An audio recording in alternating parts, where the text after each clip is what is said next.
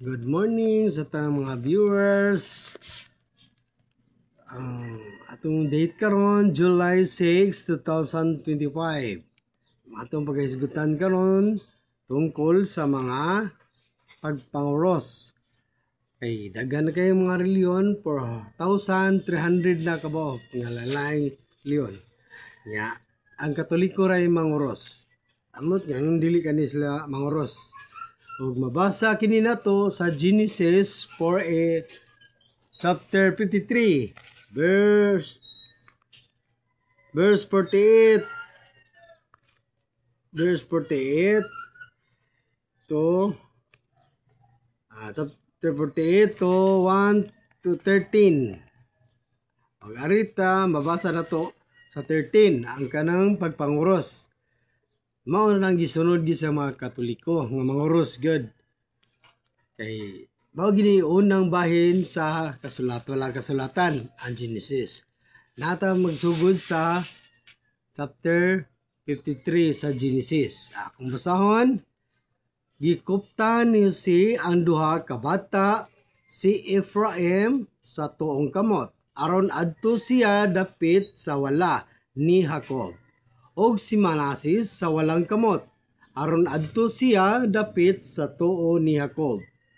Og iyang gidala silang ngadto kang Jacob. Apan gikuros ni Jacob ang iyang mga kamot.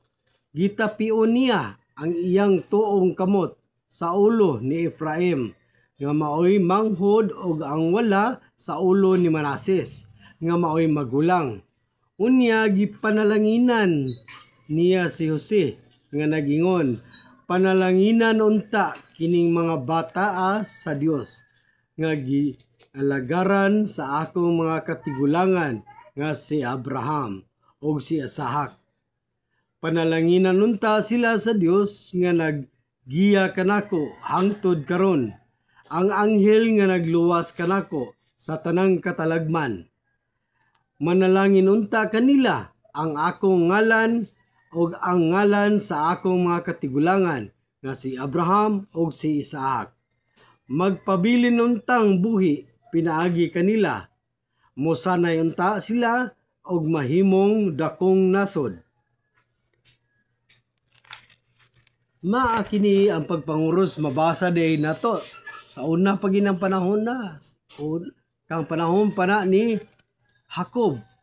Si Ephraim iya din gikurusan ang ulo. Unya nganong dili man ta mo kuan mosunod anong uban nga pagpanguros nga naa mabasa man na diri sa Biblia, naa man na sa Genesis chapter 53. Unsa man ay kuan nganong dili sila manguros, yun sa man na pagkuan. Sa ila sa tingel na. Unya ari sa babasa sana nato ni diri ni San Pablo nga iya ginanggi kuan ni Pablo yung maragi pasigarbo. Mabasa na nato sa San Pablo, mabasa na to sa amon ni tugo ni Pablo. Pagbasa gikan basahon ni San Pablo ngadto sa taga Galacia. Apan ala ingon ni Pablo, apan alang kanako magpasigarbo lamang ako sa krus sa atong Ginoong Hesukristo, kay pinaagi sa iyang krus patay na ang kalibutan alang kanako. Og ako patay na alang sa kalibutan.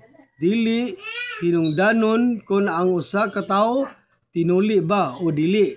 Ang hinungdanon mao nga siya bag-o nang binuhat alang ni adtong nagsunod nining lagdaa. Panghinauton ko nga ang kalihunaw o kaluoy mag-uban kanila o sa tanang katawhan sa Dios. Sa katapusan manghinaot ako nga wala na untay magsamok kanako, kay ang mga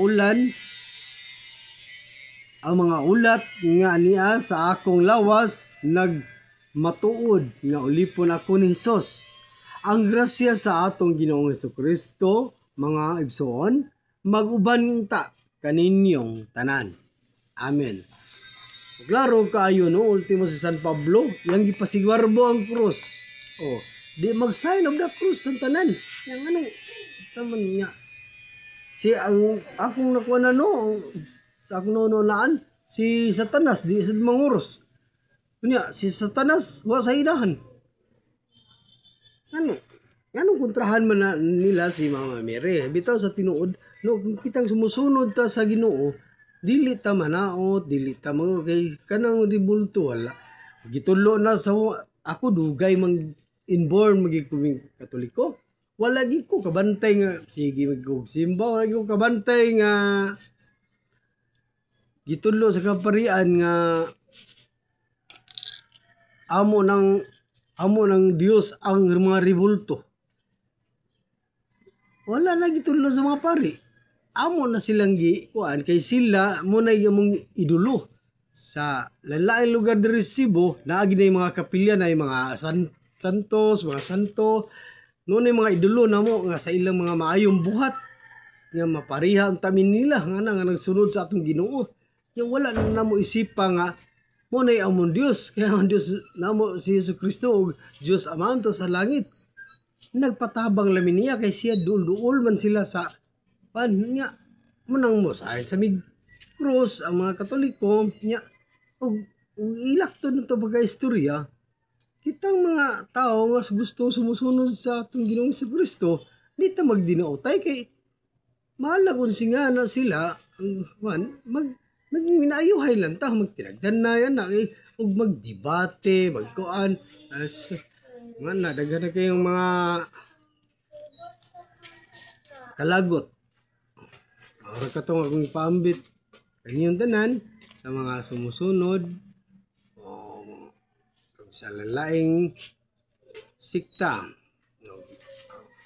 Good morning, pag-usab. Hanggang salamat and God bless.